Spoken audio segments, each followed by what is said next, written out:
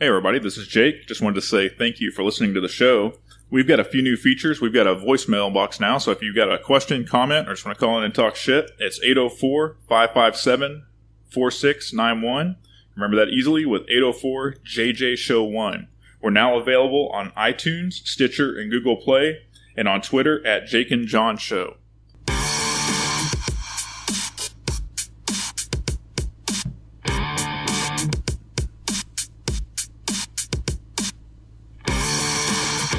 Was that it? Oh man, I'm fucking up the intro, but we're going with it. We're going live. Hey, folks. Welcome to the Jake and John Show. This is John, and I just fucked everything up, and I'm here with my lovely co-host, my brother Jake. And today, we're going to talk about, I don't know what we're going to talk about. The first thing is going to be sleep paralysis, because I've actually had some strange episodes recently. So I'm going to get right into that because we've been talking about this not just last week, but in the past as these have happened to me. And it seemed strange. I never thought it was real. I thought it was bullshit, but it started happening to me. And so the first time this happened was after an alcohol-induced episode. I guess that's what you would call it. I'd been drinking heavily for about 9 hours. And I don't know exact time frames here, but I fell asleep for probably 5 to 6 hours, and then I thought I was awake, but I wasn't. I guess technically you could say I was because, well, not really. You're in the in-between stage of sleep and actually waking up, and I'm not smart enough to explain this completely, but basically your eyes are open and you can see the room around you, but the chemicals or whatever happens that makes your body relax is still happening. So you're paralyzed and you're completely frozen, but you can see what's in the room around you.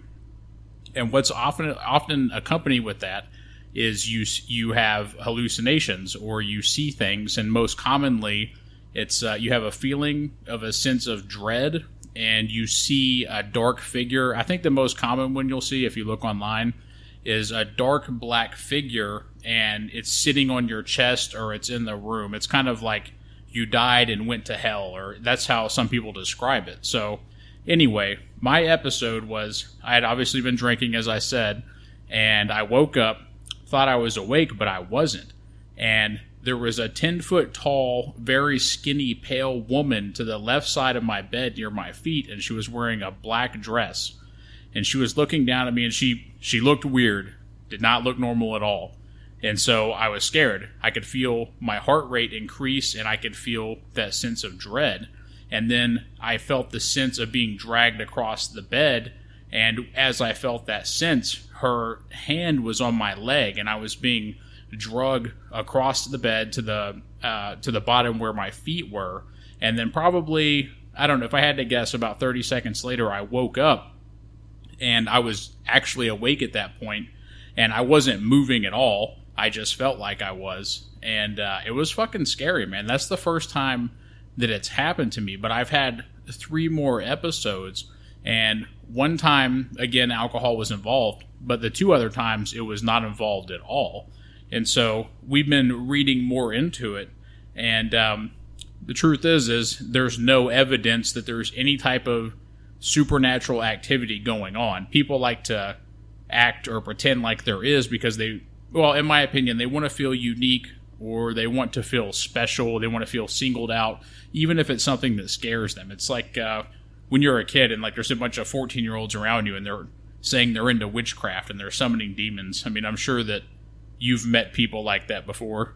Yeah, sure. Let me ask you a question, because I've experienced it a few times, and it's actually just started probably in the past few years. But I want to ask you some more questions about yours before I tell you about this, so we can kind of compare notes here. So when you saw this shadowy figure woman, did you see a face, or was it just, was it a true visual, or was it more you had the impression that someone was there? It was an absolute true visual. It was very detailed, and the best way I can describe it, you've seen Marilyn Manson's video, The Beautiful People. Yeah. Where Marilyn Manson's, I think it's him, he's like 10 feet tall, and he's skinny, and he has all that like black gothic looking shit on. that's exactly what it looked like. And that's probably where my brain picked it up from, even though I haven't seen that video in years probably. Kind of like a Tim Burton type of weirdness. Exactly. The perfect way to put it. That type of artwork or, costumes. It was that type of thing. And it was scary, man. But like I said, or go ahead. I was just going to say, could you hear anything with it? Or do you remember it that vividly? Like, was there sound associated with it, or was it just the visuals? No, I don't remember hearing anything at all. It was all visual, but also the feeling of being dragged across the bed was very real. It's if you're laying on your back, I was wearing clothes, and you have a t-shirt on, and someone was to drag your feet or pull you by your feet and drag you across a blanket, your shirt would start to roll up behind you, and you'd be able to feel it, and that's exactly what it felt like. Oh, that's interesting. So I'll tell you a little bit about my experiences with it. And like I said, I don't know exactly when this started. It's definitely been in the past, I don't know, within the past 5 years, I would say for sure. But so there's been a few times where I wake up and mine hasn't been nearly as dark. Like I don't have a feeling of there being someone in the room or anything like that, or anything being on my chest necessarily. But I've had two different kind of distinct experiences. Like there's been sometimes when I wake up and I'm just totally aware that I can't move, right? And then I start thinking, hey, something's wrong. I need to wake up my wife. But then I realize I can't talk and I can't move my hands. So usually the way I've gotten out of it, I guess eventually is I start trying to wiggle my finger a little bit. And then it seems like over time, I guess you actually start to wake up or whatever. And then eventually it kind of all comes back. And then it seems like I don't ever feel like terribly scared about it, and I'm like, okay, that's over with, and I just go back to sleep or something like that. When it happens to you, do you just wake up, or once you wake up, do you feel like it was just kind of like a dream, like, oh, no big deal, I can kind of go on with my day, or does it sit with you? Yeah, I think it does sit with me, and again, when I first read about it, when I first heard about it, it was from my roommate, a guy that I live with, and I kind of thought it was bullshit. But he was a straight shooter, like a good guy who's telling the truth. So I looked into it, and I started to learn more about it. And so when the first time that I experienced it, I had an idea of what was happening to me. But it was still, with that said, it was still frightening because at that time it seemed so real to you. So it probably took me a good 30 minutes to just completely relax, kind of get my heart rate down and figure out what's going on. Because you can tell yourself in your mind over and over that this isn't real, it's sleep paralysis. There's obviously a scientific explanation for it. But the first time it happens to you, it's so real that it's scary. Did you have a kind of an understanding of what it was while it was happening, or was it afterwards that you were like, oh, okay, I had, like a sleep paralysis? Yeah, the first time it happened, I thought it was real. That was it. There was no sense of sleep paralysis. And then the next 3 times that it happened, even though I was in that transitional period from sleep to wakefulness, I had an idea that what was happening wasn't real. But that was the only time that I can remember that I had a very specific visual. And after that, it was the typical sense of dread and hearing noises like you think you hear a door opening or a pan dropping or something like that. Okay, so it's not, you don't have that like Tim Burton visual every time. It's just like that one time was kind of it. Yeah, that was it. But also, before I forget, I want to mention this, and this actually happened 3 or 4 weeks ago. And I've cut down on my alcohol consumption considerably. Even now, 3 glasses of wine, and I can't drink anymore. That's it. But it was one of those nights. Just stayed in. It was a good night watching movies. Probably had about 3 6-ounce glasses of wine, so not too much over the course of 2 or 3 hours. And so I woke up, and I don't know how much longer this was. I went to bed. I woke up, and I had a sense that I was awake, but I had to be sleepwalking because I got up. And then I went and I walked into the doorway of my bedroom, and I just stood there for a good 5 minutes.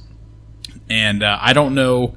I hope this isn't what happened. I hope that because of my low tolerance with alcohol now, that I didn't think it was the restroom and I was going to pee.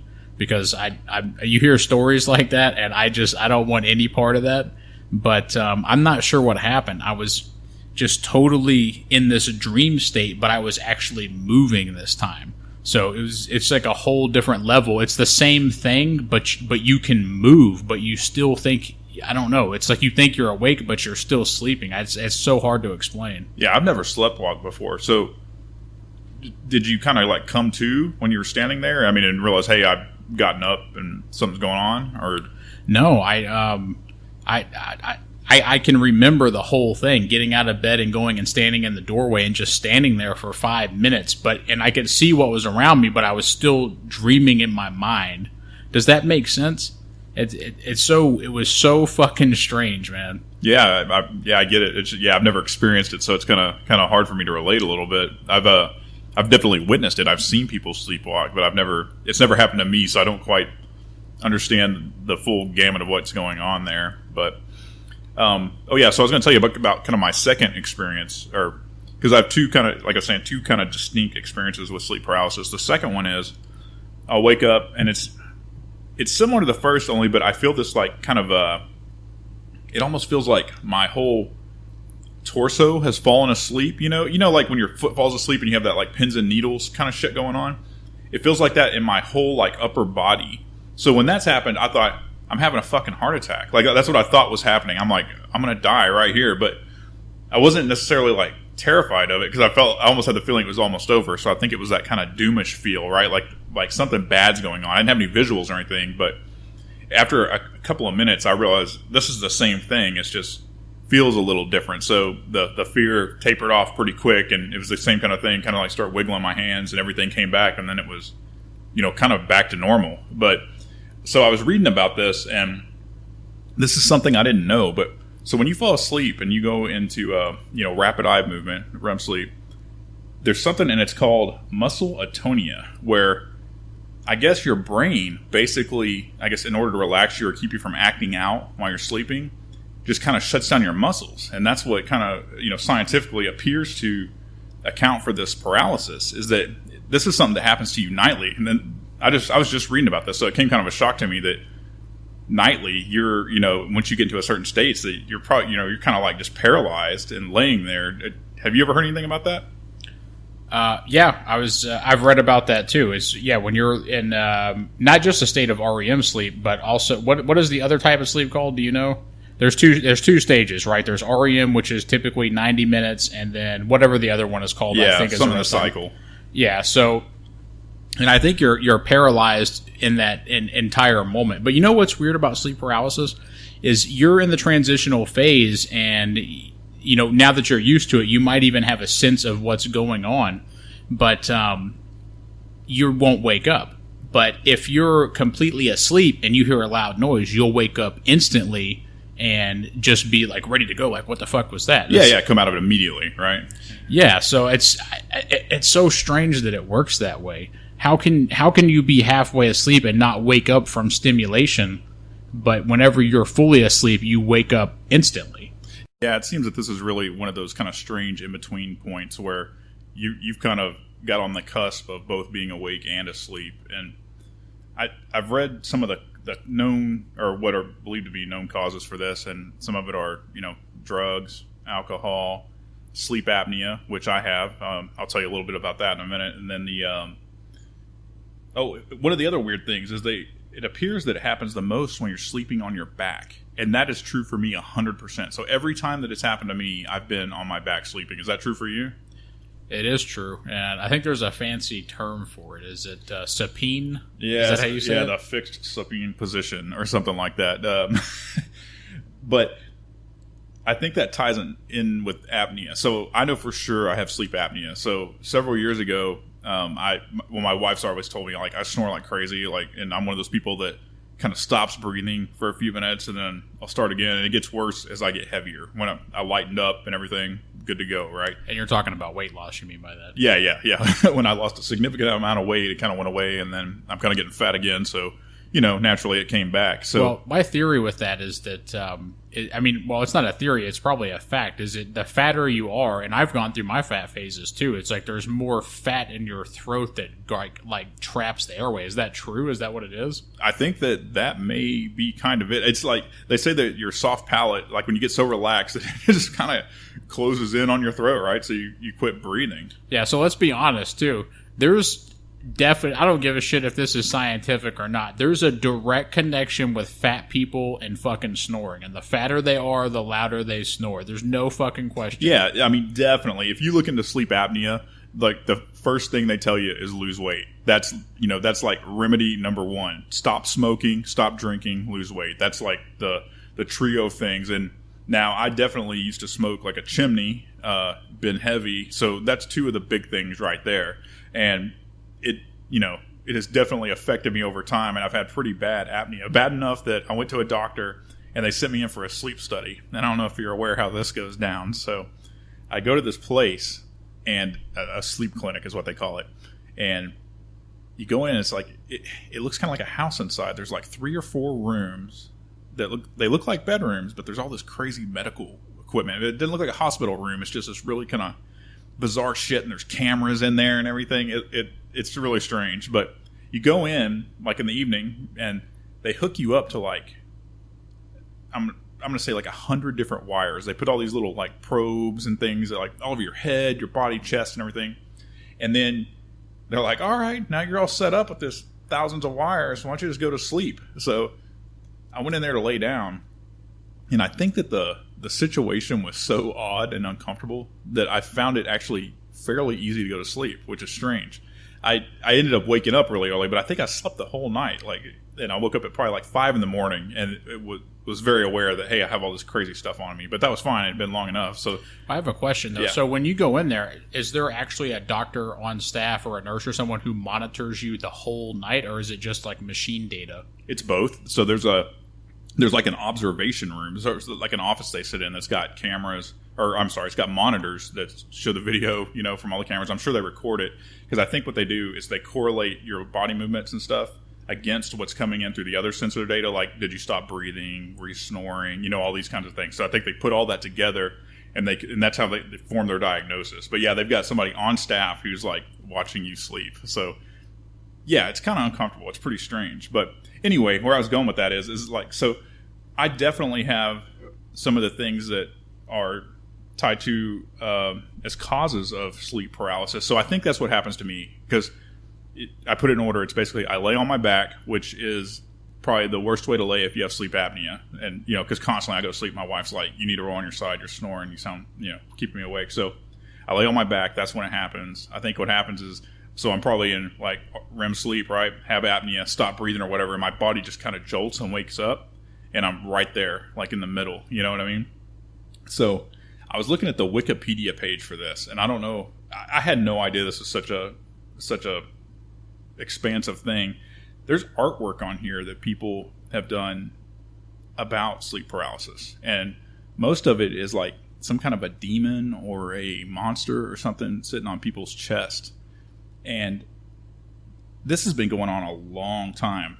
Like right here on the front, there's a piece of art. It's called The Nightmare, and it was made in 1781. So that just tells you like what kind of ideas people have had about this over the years. And I was thinking, I wonder if there was people like stoned to death or part of the Salem witch trials or something like that, where this is actually what was happening, but people thought that they were either possessed or somebody was a warlock or something like that. I mean, it seems entirely plausible that crazy things could have happened because of sleep paralysis based on these pictures. Well, with that said, too, as I think that's where sleep paralysis comes from, is you hear stories about people having sex with demons in their dreams. What is the word for that? Is it no? I want to say like a succubus type of deal, or yeah, something? Like a succubus. Yeah, exactly.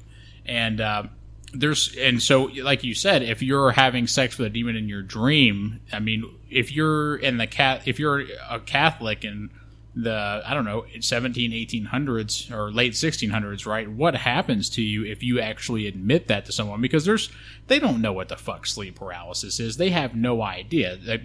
Anything that seems just out of the ordinary, there's in their minds there's a magical explanation for it, or there's some type of a godly thing involved. Yeah, it instantly got chalked up as like a paranormal type experience. And that's what these pictures tell me. And it tells me that over time, I think even one of these pictures is a kind of a succubus type Yeah, this one right here. Let's see, what's the name of this? It's called My Dream, My Bad Dream, made in 1915 by Fritz Schwimbeck.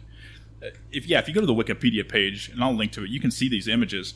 So this has clearly been the cause of some people believing that they've had some kind of a paranormal experience. So this goes beyond just some kind of a strange medical thing. This is where it kind of bridges into almost a spiritual, religious type thing. So I'm going to flip back to this page real quick, and go ahead. I think what I'm looking at, that is a woman, right there. Yeah. Okay, so it looks like a woman who is kind of limp and rolled over onto her side, and there's like a 2.5 foot tall gargoyle that's just going balls deep from the back. It's just going in. And it makes you wonder, though. So if these people, let's say if you have an orgasm during these moments of sleep paralysis, or you're actually receiving sexual pleasure, do your eyes are already rolled in the back of your head when you're having rapid eye movement sleep, right? Yeah. Don't get me lying. So I don't. Is it like a double dose of that? I mean, are your fucking eyes going to do a 360? I mean. I don't know. It's strange. This is the part about it that just struck me the oddest, is that people do believe that they've had some kind of a demonic experience, and they believe that for a long, long time. And one of the most interesting things I found in here is that Charles Dickens' A Christmas Carol, there's actually a reference, or what appears to be a reference, to sleep paralysis. So if you remember right, when Scrooge is having these visions, I don't remember exactly what part it is, he attributes the ghost basically to an undigested bit of beef, a blot of mustard, a crumb of cheese, a fragment of an undone potato. So, because they thought that, what you were eating may have something to do with it, right? Like you ate something bad, so it gave you this experience of sleep paralysis. So, I mean, this is kind of interwoven into pop culture. And it looks like, too, I know I think there's like a documentary or something on this now called The Nightmare or something like that. I'm going to have to look into that more. But so this is like a major part of just culture. If you look kind of deep, that's interwoven into things that are classics, right? So, okay. So it's in the Christmas Carol. So when I'm watching the cartoon with Scrooge, the ducks, and all that, is that actually in the cartoon in some type of way? I think that quote might be. Man, it's been so long since I've seen it, but yeah, 20 years. For me at least. Mean, they don't necessarily say we think this is sleep paralysis, but I think what he's saying is, I guess that was a known thing that people would see these apparitions or whatever, and so it's attributed to what they were eating, which is in turn sleep paralysis. So it's amazing to think that a very important piece of culture that you would never tie to anything like that very well may have been inspired by, I don't know, who knows, Charles Dickens having a sleep paralysis. That's actually kind of cool. So, I mean, based off of him having that, he wrote this fucking classic story that became one of the greatest sensations at Christmas time that we've ever known. Possibly the greatest. Everybody knows who Scrooge is. Everybody knows the fucking story. Yeah, I would say, I mean, I don't know how far it is. And I'll have to see if there's more information on that. But it seems like it is, I mean, even if he didn't necessarily have it, it was at least inspired maybe in some way by that. Or it was at least referenced. So, I don't know, man. It's a weird thing. And I'm definitely going to do some more reading because I feel like there's probably going to be some really amazing artwork out there aside from what's here that's just attributed to these apparitions that people see. Oh, there's no question about that. And I'm trying to think of the artist's name. And the first time what the fuck is, our internet's down right now, isn't it? Yeah. Oh, that's okay. But anybody who has seen this picture, they'll know exactly what I'm talking about. And it's actually in a bunch of medical books. I don't know how many, but that's where I saw it, was in a medical book. And it's a picture of this fucking giant. And he has like the kind of classic woman who's like kind of plumpy in the old days. I think this was drawn or painted in the 1700s, maybe the 1800s. I can't remember. But it's this big giant holding this plumpy woman, and he's bitten her head and her arm off. It may actually be a man, now that I remember correctly. But it makes me wonder if that was inspired by sleep paralysis, because as we're flipping through these pages and I'm looking at these, it's that same type of artwork. It's like you would see it on like a death metal album cover, like a garage band that never quite made it. It's like one of those type of things. That's interesting. You'll have to show that to me after show, and we'll put up a link to the picture. But yeah, if it helps at all, I think that there's a V in his name, but I don't know if that's in the middle, the beginning, the end. I don't know, but okay, yeah. So yeah, and definitely in the article here it says The Nightmare is a 2015 documentary that discusses the cause of sleep paralysis. So yeah, we'll have to check that out and kind of see what's going on there. I think I actually saw that on YouTube because when I was reading about after my episodes, I was trying to figure out exactly what it was and how to make it stop and just understand it better. And if I remember right, the show that I watched on it, which I think is the same one, is they tried to turn it into like a cheesy, what if this is a supernatural event that's happening right now? There's a demon having sex with you. It was like that type of vibe. And no. So there wasn't a lot of science. It was they're trying to push the supernatural so people will actually watch it. Because if you have some smart guy up there who's actually explaining what's happening, nobody's going to care. That's a really crazy thought to me because, well, kind of like I was talking about earlier, is that this very seemingly natural occurrence that's happening is being attributed to some kind of supernatural thing, and that starts to worry me because that's how you get into really strange situations and people start believing crazy shit. You know what I mean? And it's just verified through something that's completely natural. So if they have this experience and they have it again, they feel like they're crossing over into another realm rather than just, being fat and having sleep apnea.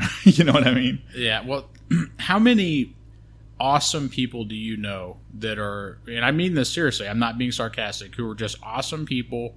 They're obviously very intelligent. They're great to be around, but they have that thing where they believe in ghosts, not just they accept that it could be possible, but they actually have those fears, and they'll even superstitious to a certain degree. I mean, I know a lot of good people like that, and I try to explain it to them that, hey man, you gotta approach this a little more scientifically. This is you're in your 30s, relax, don't do this. But people like that, right? Oh yeah, I know people that believe in ghosts and things like that on all kinds of levels.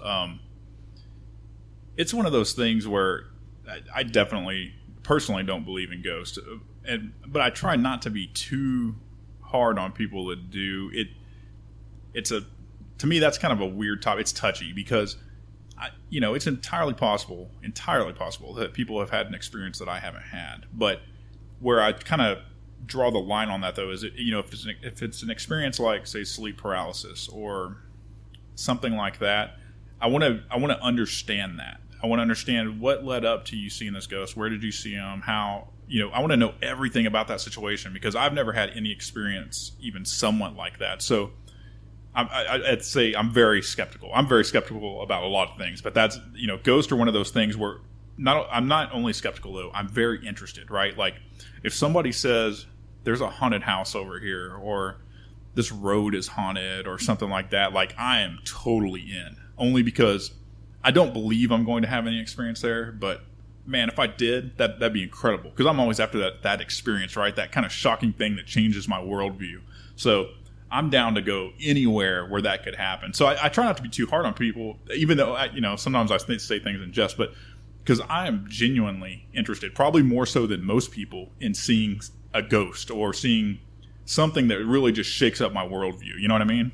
I do, and I'm into it also. And again, I didn't mean that. I didn't mean to come across harshly, but at the same time, maybe it's my personality type. I'm kind of a strong atheist in that sense that you got to show me something. I got to see it. I need to know exactly how everything happened. Show me, I need everything before I'm going to. Well, I think what you're talking about, and it concerns me too, is when people take situations that obviously were not a ghost or not a supernatural event and take it and shape their worldview based off of it. Is that what you're talking about? Where they have changed the path of their life based on something that clearly has an explanation. Is that kind of what you're saying? Yeah. And also, as whenever you meet someone who's heavily into the idea of it, is I think a lot of the times they set themselves up because they go in, they might go into a dark place or a house that's supposedly haunted, and so they already have that in their mind. And your mind is very powerful, and it can play tricks on you.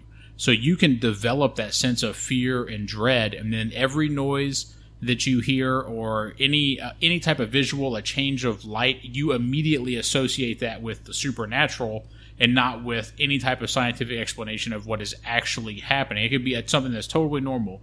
Like if you're walking around your house at nighttime, you might see a shift in light. Maybe a cloud went over the moon through the shades, a shift of light. Maybe something on your refrigerator went off. It made a slight noise, but you're in your own home. Your own home. You think nothing of it whatsoever. But if you go to a place that's supposedly haunted and you're not familiar with that atmosphere, and you want it to be real, even if you don't admit to yourself because it frightens you, if you want it to be real, it becomes real, and you start to create this scenario in your mind of what is happening around you, and you build this story. And if you keep doing it and doing it and doing it, it's like a drug. And before long, you're one of those people on the TV shows like Ghost Hunters Anonymous. I don't even know the fucking name of that shit, but I've watched it before. And obviously, it's a terrible show, all of them. But some of those people really believe it. It's the same as people who look for Bigfoot. There's a million of those shows now. They're looking for something where there's absolutely no evidence of it. And I feel sorry for some of these people, not all of them, because some of them are, they seem like they're a little level-headed. But when they get so lost into that idea that it just consumes them and it becomes their life, I don't know, man. I don't understand that shit. I think it gets to a point, like we were talking about before, where it's kind of the cry wolf thing, right? As if you come out and you make some assumption that everything that happens and every sound you hear is a paranormal experience, first of all, nobody believes you anymore. Certainly not me. That's the first thing I notice in those kind of situations. Is like, you're saying everything is paranormal. Like, when you go into any building, you hear a creak or something, and you're claiming that is evidence of a ghost, which is clearly not true. So I'm totally down with people that hit it from a more scientific perspective, where they go, like, I think it's best if you go in not expecting anything and not believing anything, and because you should be especially, if it's a creak or something, you need to be working to disprove that, because there's no reason to assume, especially, these people go into like these old buildings that are 200 years old or older. Yeah, they're going to make noise. You're in a building that the materials could be rotting. Some of them don't have windows and stuff, so the climate is constantly changing. It hot to cold. The moisture levels are changing. Yeah, things creak and they're going to make sounds. Because what you don't see is a whole lot of videos of like some apparition flying across the room, right? Like I think there's definitely some fake ones, but I don't think you see a whole lot of that, like some kind of a visual proof. And you would think with the number of people that are doing this, that it would just be abundant. You know what I mean? So that's why it gets to a point where everybody's crying wolf. It'd be better if somebody actually has something that's worth looking at. If they would just post what they have, or they would just show what they have, rather than every kook coming out and being like a door creaked and they're falling over themselves with their little PKE meters and shit, trying to figure out what's going on. Yeah, and we know, you and I, we know people who've been involved with this. But the thing about these people is that they were more set out to prove what was false than what was true, because so many people, again, they associate any little noise because they want it to be true, and they come up with these crazy conclusions. But the people that we know were set out to, no, that was a crow outside. That was the wind blowing. Yeah. If I feel anything, it's because in my mind this is supposed to be haunted. But if I have no scientific data, it's not. Yeah, they have these, and they have controlled experiments, which is exactly what you need. I guess it's, the kind of spirituality, that whole realm is one of those things where I think proof is very difficult, right? Because people can easily claim, I've seen this ghost, or I've heard this, and there's really no way to refute that, because I can't say, no, you didn't necessarily. I can definitely suspect that you didn't, but it's one of those things that's really hard to prove. So I think that's, in that area, it's really important to have controlled experiments and really approach it from a scientific angle, and using the scientific method, and having a control, and having it be, if not a repeatable occurrence, at least something that goes separate from your baseline, your initial baseline. Like, if you have a room that you believe is haunted, and you have a video baseline of that room for 6 months, right? And it's pretty, I mean, yeah, most of the time you expect nothing to happen at all, right? It's just going to be a quiet room. And then all of a sudden, an object in that room is moved to a different location. Or there's some insane sound that can't be explained by some kind of environmental factor. Then yeah, let's look at that. But yeah, I don't know where I'm going with this, really, other than I think we just need to, I can't listen to people when they're saying, yeah, everything's a ghost. It wears me down. Right, yeah. And when people tell me ghost stories about when I was 12 and I was out in wherever the fuck I was in this old shitty house, and I woke up in the middle of the night, and it's always the same thing. It's either some weird-looking old guy or it's an old lady in a dress, and it's all white, and it's creepy, and, it's the same fucking story over and over and over, and I'm wondering, I mean, did we all see the same movie? Is that what's going on here? Or is this same fucking ghost haunting everyone? Well, that's interesting, because if a lot of people are having the same experience, that's kind of interesting. I'm not saying it proves anything one way or another, but that's more interesting to me that more people, like several people, have had the same experience than one person having a kind of off the wall experience. Something that's completely different, doesn't make any sense. Because if several people have seen it, that, to me, in my mind at least, that lends a little credibility to it, because there's more than one eyewitness, I guess, right? Yeah, yeah, that's true. But I think if we go back and all the good and shitty horror movies that we've ever seen, ghost movies, is there's always either a little girl that's in a nightgown, or it's an old woman in some shitty tattered dress, and they're ghosts. And for whatever reason, those two things are creepy. Or if it's a guy, it's like some zombie-like, somewhat ethereal, beat-up construction worker, or some old creepy redneck fat guy. And I think there's 2 or 3 different ghosts. So I guess I would say 3 that are the most common: the little girl, the old woman, and then just like the nasty guy ghost. Yeah, and that's a good point. So I wonder if that kind of cliche is kind of a life imitating art type thing. So, has everybody built that idea from the movies, or were the movies? Well, that idea had to come from somewhere, right? That an old woman's creepy, or that a little girl with long ass black hair and a white dress, that's creepy. I mean, I guess that's probably back in the old days when that's the clothes people wore, right? Like, I mean, if you see in that little girl like coming across the field or something at night, yeah, that could be where that comes from. Yeah, and this is making me think I guess I can relate to this in a way, and about this because you actually, you lived with me at the time. You're my brother, and we were kids. And we used to ask our parents all the time, what's the scariest movie ever made? We want to see, it's like a trial by fire, a trial by combat.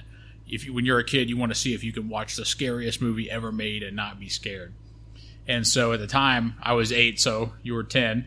And yep. We kept asking our parents, what's the scariest movie ever? Because we could watch, I don't know, like PG stuff or PG-13 stuff, or sneak in Freddy Krueger here and there, that type of thing. But looking back on it, when you watch the Freddy Krueger movies, it's super fucking cheesy. But when you're a kid, you think it's scary. Even the punchlines and the dialogue in those movies, it's fucking terrible. Yeah.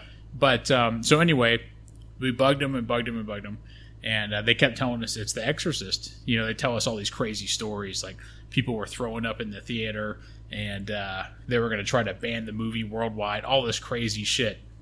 And we were raised as Christians, and we didn't go to church all the time, but we went enough, and we went to 1 or 2 Bible camps and stuff like that. So we had a good concept for being children of what religion was and what Christianity was. And so finally, I begged my parents, it must have been like 4 or 5 months straight, and to let me see The Exorcist. And okay, I was 8 years old. And okay, the first thing I'm going to say is, don't think that my parents were bad parents, because when I was a kid, I could be the most annoying, persistent, crazy little fucking kid you've ever seen in your life. Just to the point of, like we talked about, I think, on the previous episode, where you're just like, fuck it, just let him do it. Yeah. Let him learn his lesson. And so, after months of begging, just crazy begging. Like, okay. And for my 9th birthday, they rented The Exorcist. And that was like my big thing. And so me and Jake sat down there by ourselves in the living room, and we watched the fucking Exorcist. I'm like 9. Jake had just turned 11 the month before.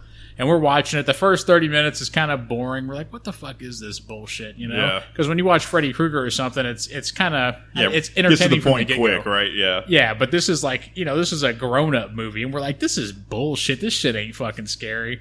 And so we're watching it. And then I remember the first moment that I got like a little notion of being scared was whenever she was downstairs and she peed on herself. And they're having some kind of party. Her mom was having a party. And if you've seen the movie, you know exactly what I'm talking about. And if you haven't, you're making a mistake because it's a great movie. But so she pees on herself. And it just the way they filmed it, it was awkward. And it was out of the ordinary. And that's where it kind of clicked. Like, okay, now shit's about to start getting scary. And so I'm not going to narrate the whole fucking movie. But it gets worse and worse and worse to the point where they're downstairs again. And she's like, fuck Jesus Christ. And she's stabbing herself in the pussy with this fucking crucifix. And there's blood flying out. And then she grabs it's her mom's friend. She grabs her mom's friend, who is an adult male, and shoves his head into her pussy and is like, eat me, eat the blood of Jesus, or some crazy shit like that. And I was hooked from that moment. But I was also completely fucking terrified because I've never seen anything like that. Yeah. And go ahead. I was just going to say that movie for me was perhaps my first experience with just true terror. I don't even know another word for it. Like when I saw that movie, and it was probably around the scenes, I can remember because I think we were watching it with Dad, and I can recall just like it changed my whole perspective. And it's not scary because of the visuals. Well, I guess it is the visuals, but it's the visuals and context with what she's saying and how she's saying it and what's going on. And I can just remember I had to leave the room. It was like, it was so much that I couldn't take it. But at the same time, that's probably one of it is 100% my favorite horror movie of all time. Like to me, it is the standard bearer. There has been no movie before, well, maybe The Omen. The Omen's kind of up there too, but there's no movie that's even comes close. Like, I don't care, like, if you have Saw, I don't care how much gore you have, and yeah, that shit's uncomfortable to watch, but that doesn't strike fear into, like, the core of my soul. You know what I mean? Where The Exorcist, even to this day watching it, it's uncomfortable, and it's unsettling, but it's for reasons that aren't just gore. It's not a psychopath killer. This is something where you think, if something like that were to truly happen, that's got to be the most terrifying thing that can happen, is that your body is taken over by something else. It's just completely like a loss of control and just the pure evil of it. It's something, it's definitely left an impression with me. And as you know, I'm a huge Halloween guy, and I attribute some of that to that movie. It's just like that experience of like true terror and just odd things. Like it really had an impression on me, and it's kind of shaped some of my interests going forward. Not I wouldn't say in a morbid way, but like I enjoy the experience of being truly scared. And as I get older, it gets harder and harder and harder to do. Like I can't think of a single horror movie I've seen aside some of the what was it, The Exorcism of Emily Rose, I thought was interesting. Right. But it seems like all of them that seem to strike a chord with me have something to do with some kind of possession or something like that. I don't know if it's just that topic that seems to kind of strike a chord with me, or if it's just because those movies are done better. I don't know. Yeah, and I think it's not just someone being taken over by something, but it tends to be someone who is an innocent, good person or a weaker person, somebody who would typically do good, and then this crazy demon takes them over and they just go off the rails. And this the thing, though, is not only in itself would that be a scary thing if a loved one of yours, if you saw them just acting crazy like this, but whenever the turning of the head, like if their head, or not even that, when they go, what's that called?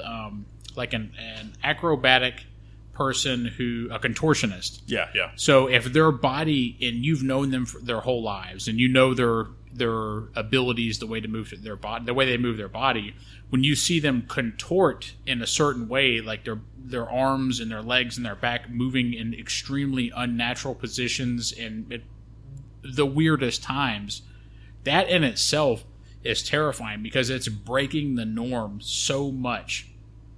And but in a believable way, right? Because do you remember when The Exorcist was reissued? It was back in theaters. It's when I was either in my late teens or early 20s, I think, and I went to the theater to watch. Did you go? I was with you. Okay, yeah. So I knew that there was some new scenes in there, and I knew what the movie was, right? And I was amped because you could see this thing in the theater. Well, there were some girls. You remember this? They were sitting in front of us, and they came in. They were like talking shit at the beginning. They were like, "That ain't scary," you know. And all right, and not the stereotype, but it was 3 black women, probably between 18 and 22, if I had to guess. And yeah, like you said, like the first 30 minutes or so, they're like, "This shit sucks. This isn't scary." Yeah, I mean, they're literally, they're those fucking people that are talking in the theater, and this is one of those movies where, like, I'm there to fucking be immersed in The Exorcist. You know what I mean? Like, I'm there to enjoy this experience on the giant screen with the surround sound, and they're talking shit, and I'm like, okay, obviously, these are amateurs. They hadn't seen the movie before. So, one of the new scenes, one of the scenes they had cut previously that they put back in is, I think it's around the time when it's I think when the party's going on, right? When there's mom's having the party, the one where she pees in the original, right? Yeah, it's either that or it's right after the party. It's right in that area. Well, Reagan comes down the stairs, and this is exactly what you're talking about, like in a reverse crawl, like a they call it the spider crawl. That's what I've seen it referred to online, but it's exactly what you're talking about. It's this unnatural position. And it happens really fast, and for the age of the movie, it looks really, really good. It's terrifying. Well, at that very moment, when those girls saw that, they were like, fuck this. I think that's literally what they said, and they got up and left the theater. So, and not the stereotype, but we did hear, "Oh, Lord Jesus Christ, no, no, no." And one of the girls was crying, not making that up. It happened, and they fucking walked out. Yeah, anyway, that was kind of a redeeming moment for that, because I felt like now you understand too. This movie is not bullshit. This is what horror movies are. It is the standard bearer. I know I already said that, but in my mind, there is no greater horror movie than The Exorcist. I completely agree with you, and it had a lasting effect on me because the whole theme of that movie is possession, and so from. Like we were raised as Christians, occasionally went to Bible camp, nothing crazy. There wasn't any cult shit going on. It was just, it was basically innocent as far as I can remember. And, but I had the Christian mentality with me forever. And so somewhere around, I think I was 13. It was like the summer of when I was 13 years old. As I started to get this idea in my head that I had sold my soul to the devil. And what I mean by that is if something, okay, I'll break it down to like the smallest level, and this is true, is if I went into the freezer and I wasn't sure if there would be a frozen pizza or a Hot Pocket in there, this trigger would go off in my mind and it would say, man, I'd sell my soul for a Hot Pocket. And then I'd go in there and there'd be a Hot Pocket. And I'd be like, oh my God, I just sold my soul to the devil for a fucking Hot Pocket. And I couldn't get this idea out of my mind of I would sell my soul for that. And it wasn't that I wanted to say it, or it was just one of those things. It's where you were so scared of it, it was just like coming out at every inopportune moment. Yeah, it's exactly the same thing as if you hear some shitty fucking pop song like the Backstreet Boys or something like that, and you just can't get it out of your fucking head. It was the same thing. And this went on for months and months and months to the point of where it was like emotionally fucking me up to where I would like, it went on for a couple of weeks. When you're young, people notice when you're fucking up, when you're going out of the norm. And I would just kind of lay in my room depressed like someone, like an adult would. And because I thought that I was selling my soul to the devil. And, of course, you started to notice. You asked me what was happening. Eventually, Mom and Dad came around. And, this is funny. They actually took me to a Christian counselor to discuss the impossibility of selling your soul and like what my thoughts meant and all this shit. And looking back on it, it's fucking hilarious. But when I was a kid, I thought it was real. I thought it was so fucking real to me. And I remember Mom took me to this psychiatrist guy at the Baptist church. and we were talking, and I was like, fuck it. I told him everything, and he started going, on this big spiel about how it's impossible and all that, and it made me feel good. I'm glad he told me that. And but a funny story he told me there, he was like, I'm going to tell you about the power of Jesus. And I was like, cool, yeah, I'm totally into this, whatever brings me emotional peace. And it was like this 5'6", like sweaty fat guy with a gross mustache and like dork glasses, just Yeah. like guys hasn't ever tasted pussy in his life. And if he has, it's not like the good kind. You know what I mean? He's tasted the worst case scenario of pussy. He's that kind of guy. But so he doesn't even know what life's about. He thinks he does, but he has no idea. And so he's telling me that when he was a young missionary or whatever it's called, what is it called? Like is it an evangelist or a witness? As a young witness, I would go around and talk to people about Jesus and inspire them and do all this shit. And he was telling me he was on some kind of trip through the city, and he went outside. I think he smoked at the time, because back then smoking it didn't really seem like a sin back then. There wasn't as much medical data. This was over 20 years ago, or about 20 years ago.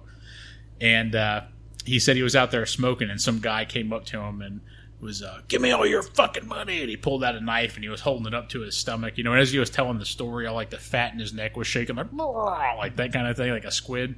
And he said, in the name of Jesus, you will put that knife down right now. And he said that the guy hesitated and he kind of froze, and he just kept repeating that same thing over and over. I won't say it again. I don't want to make you guys cringe. But the guy put the fucking knife down.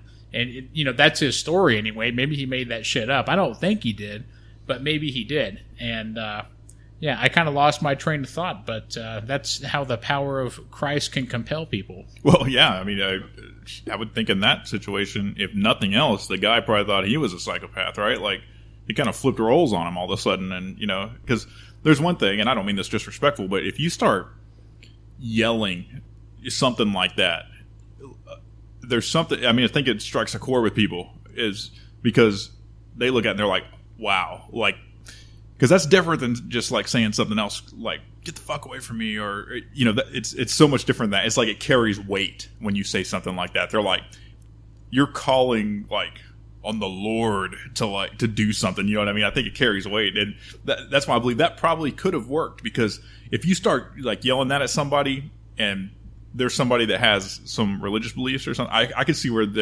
that might just really give them some pause, Well, so this happened, from what I gathered, based off of his age.